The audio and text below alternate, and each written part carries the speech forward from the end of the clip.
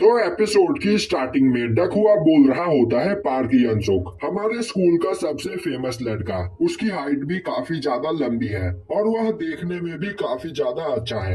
यहाँ तक कि वह बहुत अमीर भी है और स्कूल में आते ही वह स्कूल का हीरो बन गया।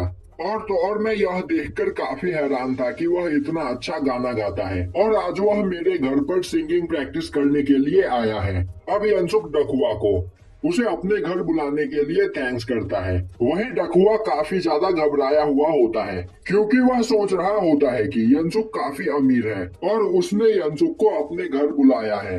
और तो और मेरा घर एक स्लम एरिया में मौजूद है, तो पता नहीं वह मेरे बारे में क्या सोच रहा होगा। और अब वह घबराते हुए जल्दी जल्दी अपने घर में फैले हुए न्यूज़पेपर को हटाने लगता है। तभी यंसुक बोलता है, डकहुआ आखिर तुमने दिन में लाइट ऑन क्यों कर रखा है? और यह बोलता हुआ वह लाइट बंद कर देता है और बोलता है, तुम दिन में लाइट बंद रख सकते हो, इससे तुम्हारा बिजली बिल काफी बचेगा। और अब वह वहाँ पर फैले हुए न्यूज़पेपर को एक जगह पर इकट्ठा करते हुए बोलता है, तुम्हें इन न्यूज़पेपर्स को संभाल कर रखना चाहिए और इन्हें कपड़ों और जूतों के बीच रखने से हवा में ह्यूमिडिटी कम हो जाती है। यह सुनकर डकहुआ काफी हैरान होता है और बोलता है, तुम्हें इन सब चीजों के बारे में कैसे पता है? यंसुक बोलता है, मैंने अपनी मॉम को हमेशा यह करते हुए देखा है और उन्हीं को देखकर मैंने यह सब कुछ सीख लिया। अब यंसुक का नेचर देखकर डकहुआ को काफी अच्छा लगता है। तभी यंसुक उससे पूछता है कि क्या तुम्हें सच में लगता है मैं इस जगह पर गाना गा सकता हूँ? डकहुआ बोलता है, हाँ तुम जरूर गाना गा सकते हो, और जब मैंने पहली बार तुम्हें गाते हुए सुना था तो मैं तुम्हारी आवाज को सुनकर काफी ज्यादा हैरान था और मुझे पूरा यकीन है कि तुम अपने गाने से पूरे स्कूल को हिला दोगे। और मेरी रैपिंग भी अच्छी है, तो अगर हम दोनों इस जगह पर मिलकर काम करें तो हमें जीतने से कोई नहीं रोक सकता है। अब डकहुआ यंसुक को उस गाने का बैकग्राउंड म्यूजिक सुनाता है जिसे यंसुक स्कूल में गा रहा था। और अब वह यंसुक से पूछता है कि आखिर उसे यह गाना कहाँ से मिला। अगर यंसुक उसे इस बारे में बता दे तो वह इस गाने को और भी अच्छी तरीके से डेवलप कर सकता है। यंसुक बोलता है, मुझे नहीं पता और मुझे यह भी याद नहीं कि मैंने इस गाने को कहाँ से सुना था। बस जब भी मैं दुखी होता हूँ अपने आप ही इस गाने को गाता चला जाता हूँ और टाइम के साथ साथ यह गाना अपने आप ही बनता चला गया। अब यंसुक उस मेलेडी को पूरा सुनता है और तभी वह देखता है कि आगे चलकर मेलेडी चेंज हो जाती है, जिस बारे में वह डकहुआ से पूछता है। डकहुआ उसे बताता है कि यंसुक का गाया हुआ गाना बहुत छोटा था, इसीलिए उसने इस गाने में कुछ चेंजेस किए हैं। जो देखकर यंसुक काफी हैरान होता है और पूछता है, वो क्या तुम कंपोज भी करते हो? और अब यंसुक उस पूरी मेलोडी को सुनकर काफी ज्यादा इम्प्रेस होता है क्योंकि डकहुआ ने उसे काफी ज्यादा अच्छा बना दिया होता है। डकहुआ बोलता है, यह तो कुछ भी नहीं, एक बार हम इस जगह पर अपने गाने को कंप्लीट कर ले, जिसके बाद मैं इसे और भी अच्छी तरीके से कंपोज कर सकता हूँ। वहीं पर डकहुआ का टैलेंट देखकर यंसुक काफी हैरान होता है। अब हमें दिखाया जाता है कि प्रैक्टिस करने के बाद यंसुक अपने घर की ओर जा रहा होता है। वहीं वह डकहुआ से माफी मांगता हुआ बोल रहा होता है कि मैं थोड़ी देर और प्रैक्टिस करना चाहता था, पर मुझे अपने पार्ट टाइम जॉब पर भी जाना है। डकहुआ बोलता है, मैं यह देखकर सच में बहुत हैरान हूँ, तुम इतने ज्यादा अमीर हो पर फिर भी पार्ट टाइम जॉब करते हो। यंसुक बोलता है, एक्चुअली मैं अकेला रहता हूँ और अपना खर्चा खुद उठाता हूँ, जिस वजह से मुझे पार्ट टाइम जॉब करना पड़ता है। डकहुआ बोलता है, तो फिर ठीक है, हम स्कूल में लंच टाइम के दौरान अपनी प्रैक्टिस किया करेंगे। तभी डकहुआ देखता है कि यंसुक को वहाँ पर भूख लगी होती है, जो देखकर वह यंसुक से माफी मांगने लगता है और बोलता है कि तुम मेरे घर पर आए और मैंने तुम्हें खाने के लिए भी नहीं पूछा, इसके लिए मुझे माफ कर दो। यंसुक बोलता है, कोई बात नहीं।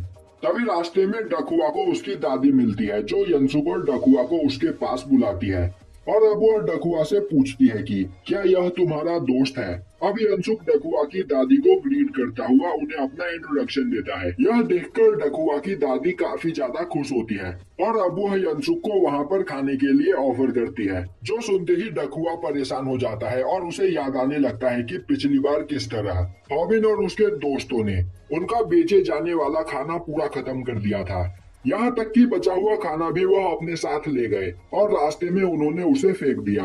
और यह सब याद करके वह सोचने लगता है कहीं यंसुक भी तो उसके साथ ऐसा ही नहीं करेगा। पर तभी यंसुक दादी को थैंक्स करते हुए बोलता है कि मैं अभी अभी खाना खाकर आया हूँ, इसीलिए मैं अभी कुछ नहीं खा सकता। और अब वह डकहुआ को बाय करता हुआ वहाँ से चला जाता है और यह देखकर डकहुआ काफी हैरान होता है। वहीं उसकी दादी काफी ज्यादा खुश होती है। अब हमें दिखाया जाता है कि हॉबिन उस म्यूजिक कंपनी में बैठा हुआ होता है। वही म्यूजिक कंपनी के ओनर ने हॉबिन को स्कूल फेस्टिवल में गाने के लिए एक फेमस कंपोजर से उसका गाना बनवाया होता है, जो देखकर हॉबिन काफी ज्यादा खुश होता है। तभी कंपनी का ओनर बोलता है, अगर तुम्हारे स्कूल फेस्टिवल में सभी लोगों को तुम्हारा गाना पसंद आया तो यही गाना तुम्हारा फर्स्ट डेब्यू सॉन्ग होगा। जो सुनते ही हॉबिन काफी ज्यादा खुश हो जाता है, क्योंकि अगर वह उस म्यूजिक कंपटीशन में जीत गया तो यह म्यूजिक कंपनी का ओनर उसका पहला गाना रिलीज करेगा, जिसके बाद वह यहाँ पर काफी ज्यादा फेमस हो जाएगा। दूसरी ओर स्कूल में लंच टाइम के दौरान डकहुआ यनसुक को अपना लिखा हुआ गाना दिखाता है और अब वह गाना यनसुक को काफी ज्यादा पसंद आता है और अब वह दोनों वहां पर अपनी प्रैक्टिस स्टार्ट करते हैं। अब उन दोनों को एक साथ गाते हुए देखकर वहां बैठा जीहो काफी ज्यादा हैरान होता है और बोलता है, तुम दोनों सच में कमाल के हो। वही डकहुआ भी काफी खुश होता है और बोल रहा होता है कि स्टार्टिंग में मुझे लगा कि तुम इस गाने के साथ कनेक्ट नहीं कर पाओगे, क्योंकि हम दोनों एक दूसरे से बिल्कुल अलग है, पर तुमने इस जगह पर सच में कमाल कर दिया। और अब डकहुआ यनसुक से बोलता है कि उसे अब 2 हफ्तों के अंदर ही इस गाने को अच्छे से याद करना होगा, क्योंकि 2 हफ्ते के बाद ही म्यूजिक फेस्टिवल स्टार्ट होने वाला है। साथ ही साथ वह बोलता है कि यनसुक इस गाने की ज्यादा प्रैक्टिस ना करे, इससे उसके वोकल कॉर्ड्स खराब हो सकते हैं। यनसुक बोलता है, ठीक है, मैं इस जगह पर अपनी पूरी मेहनत करूंगा। और अब वह दोनों डेली प्रैक्टिस करना स्टार्ट कर देते हैं। अब हमें दिखाया जाता है कि यनसुक, डकहुआ और जीहो एक साथ स्कूल से घर जा रहे होते हैं। वहीं यनसुक का वोकल कॉर्ड दर्द कर रहा होता है, जो देखकर डकहुआ उससे पूछता है कि कहीं इस जगह पर यनसुक कुछ ज्यादा ही प्रैक्टिस तो नहीं कर रहा है। यनसुक के वोकल कॉर्ड्स काफी ज्यादा नाजुक है, तो उसे अपने आप को ज्यादा फोर्स करने की कोई जरूरत नहीं, वरना उसकी आवाज खराब हो सकती है। यनसुक बोलता है, ठीक है, मैं इसका ध्यान रखूंगा। अब दिखाया जाता है कि यनसुक अपने घर में बैठा अपनी रियल बॉडी को देख रहा होता है और अब उसे डकहुआ की बातें याद आती है, जिसमें डकहुआ उसे बोल रहा होता है कि यनसुक उससे बिल्कुल अलग है। और अब उसे याद आता है कि पहले वह अपनी मॉम को किस तरह ट्रीट किया करता था और सभी गलतियों का जिम्मेदार अपनी मॉम को ही ठहराया करता था।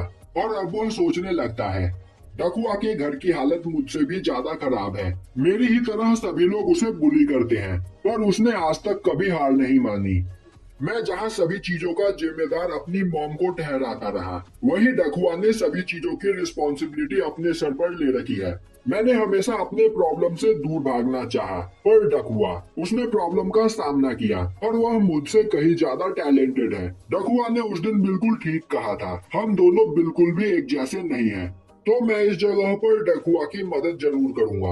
और अब वह वहाँ पर गाने की प्रैक्टिस करने लगता है और तभी उसके गले में दर्द होने लगता है, जिससे वह वहाँ पर रुक जाता है। अब यनसुक अपनी रियल बॉडी में अपने दुकान पर काम करने के लिए आ जाता है। वहीं वह उस गाने को देखता हुआ याद कर रहा होता है और अब वह उस गाने को गाने की कोशिश करता है और नोटिस करता है कि अब उसके गले में दर्द नहीं हो रहा है। और अब उसे समझ में आता है कि उसकी नई बॉडी में वह लगातार प्रैक्टिस किए चला जा रहा था, जिस वजह से उसके गले में दर्द होने लगा। पर उसकी पुरानी बॉडी में इस जगह पर कोई भी प्रॉब्लम नहीं है, तो वह अपनी इस बॉडी के साथ यहाँ पर प्रैक्टिस कर सकता है। और अब वह अपनी रियल बॉडी में प्रैक्टिस करने लगता है।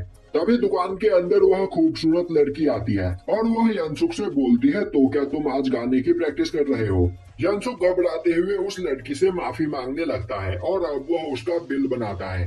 वही वह लड़की बोल रही होती है, तुम्हारी आवाज सच में काफी ज्यादा अच्छी है।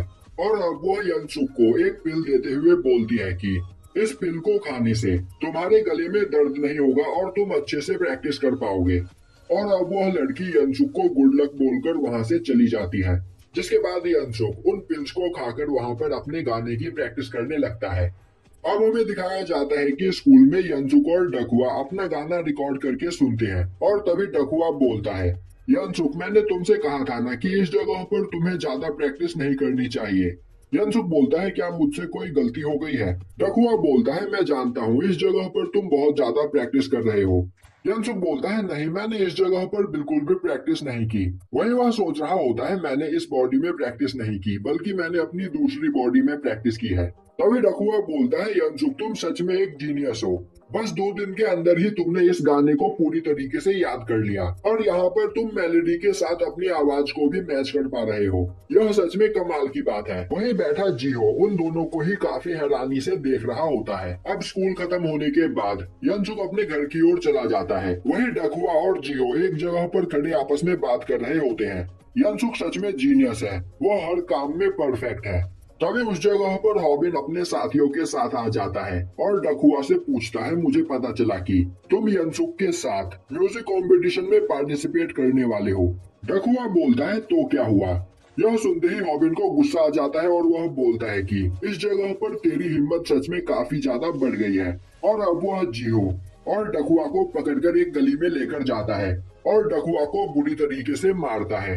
और अब वह जिहो को पकड़कर बोलता है तू भी डकुआ को मार, वरना इस जगह पर मैं तुझे मारूंगा। यह सुनकर जिहो काफी ज्यादा डर जाता है और वह डकुआ को मारने के लिए अपना हाथ उठाता है, पर वह डकुआ को नहीं मारना चाह रहा होता है। तभी हॉबिन के पास उस म्यूजिक कंपनी के ओनर का फोन आता है, जो देखकर वह अपने साथियों के साथ वहां से चला जाता है और बोलता है कि मैं कल तुमसे निपटूंगा। अब उन लोगों के वहां से जाते ही जिहो डकुआ से माफी मांगता है। डकुआ बोलता है आखिर तुम मुझसे माफी क्यों मांग रहे हो, उनके बोलने के बाद भी तुमने मुझे नहीं मारा। जिहो बोलता है मैं इस जगह पर सबसे बड़ा लूजर हूँ। अब हमें दिखाया जाता है कि यंसुक अपने रियल बॉडी में मौजूद अपनी दुकान को साफ कर रहा होता है। तभी दुकान के अंदर जिहो और डकुआ आते हैं। अब डकुआ अपना इंट्रोडक्शन देते हुए बोलता है कि जिहो इस जगह पर तुमसे कुछ बात करना चाहता है, पर वह यहाँ अकेले आने की हिम्मत नहीं कर पा रहा था, इसीलिए मैं इसके साथ आया हूँ।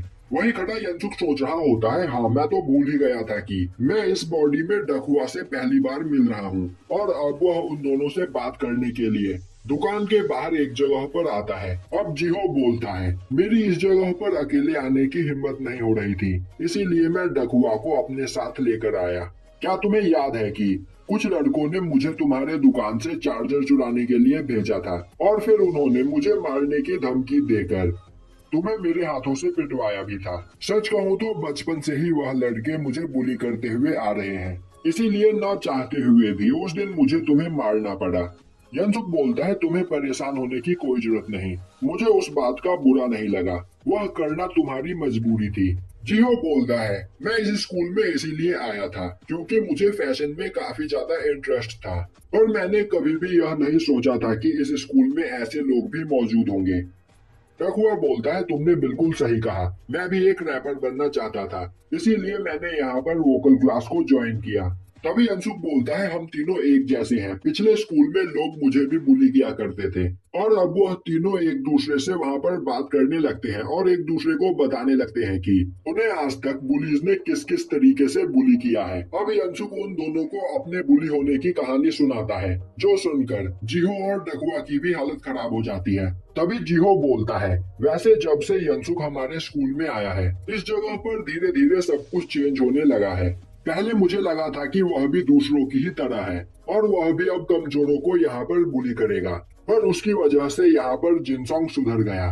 तभी डकुआ बोलता है जब यंसुक ने मुझसे दोस्ती करने की कोशिश की थी तब मुझे लगा था कि वह भी हॉबिन की तरह मेरा फायदा उठाना चाहता है, पर यंसुक सच में एक अच्छा इंसान है और अब मुझे लग रहा है कि यंसुक बिल्कुल मेरी ही तरह है। तभी उस जगह पर वास्को आ जाता है और बोलता है तो क्या तुम तीनों सच बोल रहे हो। अब वास्को को देखते ही वह तीनों डर जाते हैं और अब डकुआ वास्को को थैंक्स करने लगता है। तभी वास्को बोलता है मैंने इस जगह पर जो पूछा है मुझे उसका जवाब दो, क्या सच में यंसुक एक अच्छा इंसान है। अब डकुआ और जिहो हमें जवाब देते हैं और बोलते हैं कि वह एक अच्छा इंसान है और हमेशा हमारी मदद करता है। तभी वास्को यंसुक से बोलता है पर मैंने उसे तुम्हारी मदर से पैसे लेते हुए देखा था, वह वहाँ पर झूठ बोलकर तुम्हारी मदर से पैसे ऐंठ रहा था। अब यह सुनकर यंसुक को सब कुछ समझ में आ जाता है और वह बोलता है कि नहीं, उस दिन उसने मेरी मदर से कोई भी झूठ नहीं बोला था, उस दिन मेरी मदर ने उसे बस कॉफी के पैसे दिए थे। अब यह सुनकर वास्को को भी सब कुछ समझ में आ जाता है और अब वह उन तीनों को थैंक्स करते हुए बोलता है मैं इतने दिनों से यंसुक को गलत समझ रहा था, पर अब मैं यहाँ पर सब कुछ अच्छे से समझ गया हूँ। और तुम तीनों, तुम्हें इस जगह पर ट्रेनिंग करनी चाहिए। ट्रेनिंग करके तुम पावरफुल बन सकते हो, जिसके बाद कोई भी तुम्हें कभी भी बुली नहीं करेगा। और अगर तुम चाहो तो ट्रेनिंग करने के लिए मेरे पास आ सकते हो।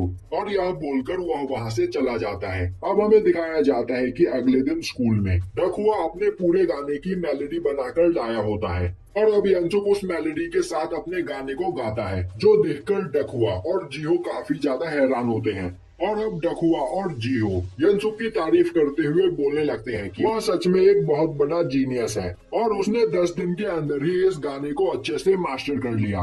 वहीं खड़ा यंसुक सोच रहा होता है, पिछले 10 दिनों से मैं दोनों बॉडीज में लगातार प्रैक्टिस कर रहा हूँ। इसी वजह से मैं इस गाने को इतनी अच्छी तरीके से याद कर पाया हूँ। वहीं पर डकहुआ ने अपना रैप भी लिखकर तैयार कर लिया होता है और अब वह वहां पर काफी ज्यादा खुश होता है। दूसरी ओर हॉबिन और जॉन्की भी अपने गाने की प्रैक्टिस कर रहे होते हैं।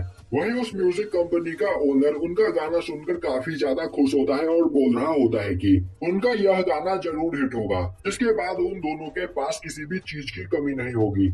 अब जॉन्की हॉबिन से पूछता है कि आखिर उनका परफॉर्मेंस कब है। हॉबिन उसे बताता है कि वह सेकंड लास्ट परफॉर्म करने वाले हैं। जो सुनकर जॉन्की बोलता है वह लास्ट में परफॉर्म करना चाहता था, जिससे सभी लोग उनके गाने को ध्यान से सुनते। हॉबिन बोलता है, इससे किसे फर्क पड़ता है, हमारा गाना इस जगह पर बेस्ट है, तो हमें जीतने से कोई नहीं रोक सकता है। और तो और डकहुआ और यंसुक इस जगह पर लास्ट में परफॉर्म कर रहे हैं। पर मैं जानता हूँ कि इस जगह पर क्या होने वाला है। डकहुआ यंसुक के लुक्स का फायदा उठाकर इस कंपटीशन में जीतना चाहता है, पर उनके परफॉर्मेंस के बाद उनकी काफी ज्यादा बेइज्जती होगी, जिसके बाद मैं यंसुक को छोड़ूंगा नहीं। दूसरी ओर यंसुक और डकहुआ भी अपने गाने की प्रैक्टिस में लगे हुए होते हैं और यहीं पर यह एपिसोड खत्म हो जाता है।